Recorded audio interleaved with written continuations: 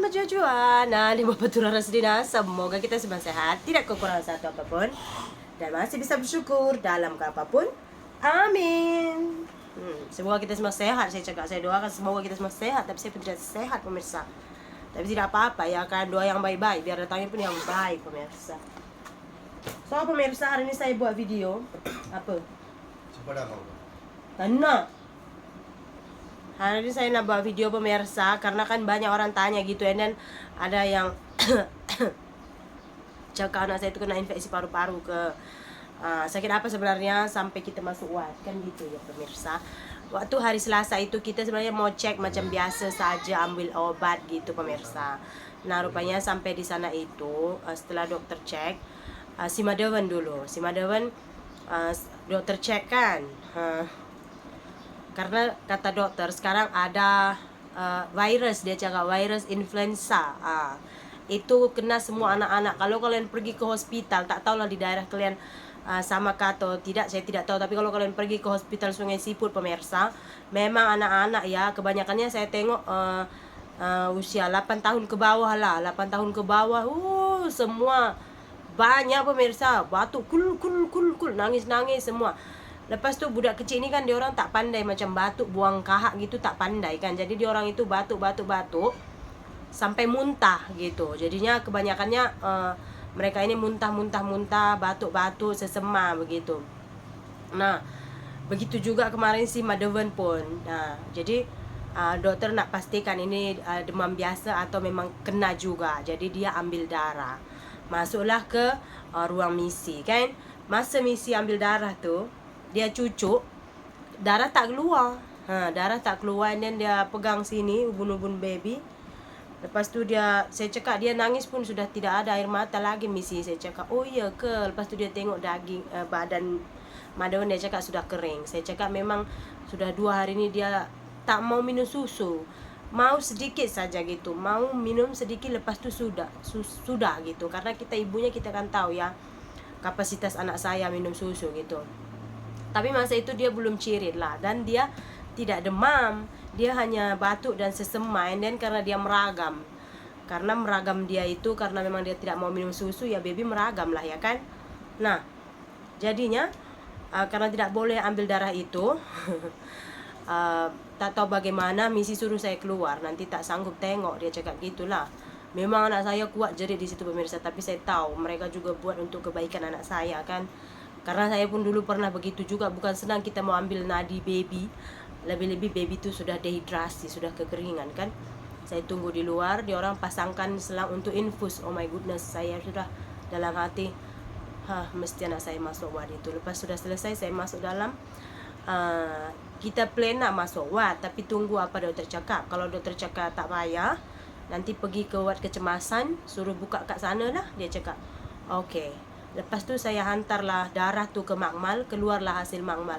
Tapi apa yang saya suka di Malaysia inilah, saya bilang mereka akan mengutamakan itu baby, ibu hamil, OQ gitu, warga emas pokoknya gitu. Jadi masuk saja surat anak saya itu, dia nampak baby memang terus dia cek itu dulu, walaupun suami saya yang duluan hantar dia punya darah pemirsa. Lepas tu keluar hasil darah Madawan, saya bagi kepada dokter. Lepas itu dokter cek, dia cakap akan masuk ward. And then saya cakap, dokter, sebab saya pun dari rumah tu tak perasan pemirsa, sampai di hospital baru saya nampak telinga anak saya tu keluar macam cecair, tahu tak. Tapi dia tak ada demam, saya cakap. Kadang-kadang dalam tu panas, tapi keluar macam sesema ini, kita tak rasa badan dia panas kan. Jadi saya bagi tahu dokter, ada cecair keluar dari telinganya dokter. Sebelum ni pernah keluar tak? Dia cakap, saya cakap tak pernah. Ni pun baru saya nampak, saya cakap, sebab saya pegang jam, ada rasa gitu kan. Lepas tu dokter cek, tak boleh, dia tak sure lah. Lepas tu dokter nak confirmkan lagi. Saya pun tak tahu apa yang dia nak confirmkan, tapi dia suruh lagi Madawan ke Ronsen, apa namanya kalau dia X-ray Madawan, X-ray itu semua dia cakap tak ada apa masalah, memang dia sebab tak nak minum susu saja.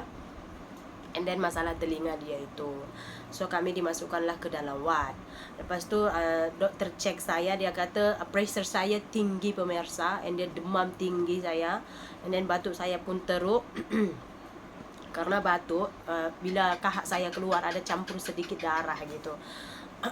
Tapi dokter kata sama saya, siapa yang jaga baby? Kamu ke? Ya, sekalilah kamu pun rawat juga sebab pressure kamu tinggi, dalam pengawasan juga pemirsa. Karena saya tak pernah pressure seperti itu, karena saya kan ada migrain, kepala saya sudah sangat sakit. Beberapa hari memang sudah kepala saya sangat sakit.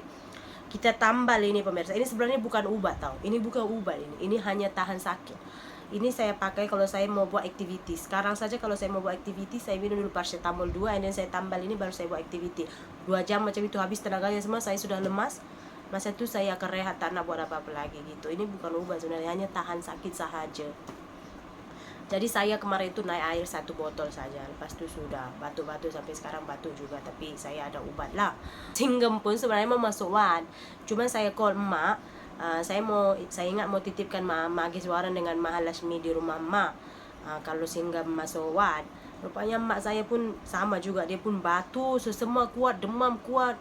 Lepas tu emak pun tak boleh, dia cakap dia pun tak boleh buat apa gitu, dia tak boleh jagalah. Saya pun faham kan, sementara kita yang masih muda ini pun terkena, kita macam badan drop, apalagi dia yang sudah berumur kan.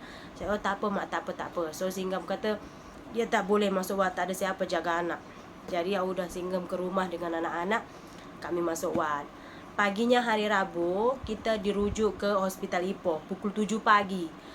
Naik ambulans pagi-pagi. Sebab di Sungai Siput rupanya tidak ada dokter spesialis THT, kita bilang kalau di Indonesia telinga hidung tenggorokan, THT. Kalau di sini telinga hidung tekak. Telinga hidung tekak dia cakap, sama juga. So pergi kami ke sana, dokter telinga cek dia punya telinga, dia kasih bersih semua, dia cek, dia cakap tak ada apa. So dia bagi antibiotik lah. Bila dia demam sudah turun, air tu pun dah stop. Semalam pun dah stop. Sekarang pun sudah tidak ada sebab sudah tidak ada demam. Tapi tadi misi bagi obat, suruh continue ubat demam dengan antibiotik. Pulang-pulang saya ke rumah, ini pula sudah demam. Oh, stres pemirsa. Tapi pemirsa di ward anak-anak, kalian tahu pemirsa, penuh. Masa saya masuk itu pun ada 2 katil kosong. And then saya masuk pukul 1, and then pukul 4 ada orang pulang gitu. Malamnya sudah penuh lagi. Ada yang umur 2 bulan, ada 5 bulan, ada 4 bulan. Lepas tu ada berapa, 7 tahun. Semua itu juga kul. Dia orang ajar tepuk anak biar dahak tu cair, tepuk itu semua. Nama juga kita. Saya ingat tak apalah, masuk ward boleh rehat. Kalau anak tidur saya pun boleh tidur, tak boleh tidur pemirsa. Sana nangis, sini nama anak kecil, dia badan tak seresa, dia tak tahu nak cakap apa, mestilah dia menangis kan. Sana menangis, sini menangis, itu menangis. Anak dia batuk sesama macam itu, emak pun macam itu. Saya tengok semua, emak pun macam itu juga, kul begitu. Bila saya tanya yang samping katil saya itu, dia cakap dia satu family pun macam ini juga. Yang depan itu pun dia cakap, Sri sudah diajar ke macam mana nak keluarkan dahak? Sudah. Sebab abang dia pun kat rumah macam tu juga. Oh macam mana? Saya tepuk macam ini saya cakap. Begitulah pemirsa keadaannya. Saya rasa memang virus ini tengah mengganas. Mungkin di area kami ini saja atau di daerah kalian pun mengganas ke, saya tidak tahulah pemirsa.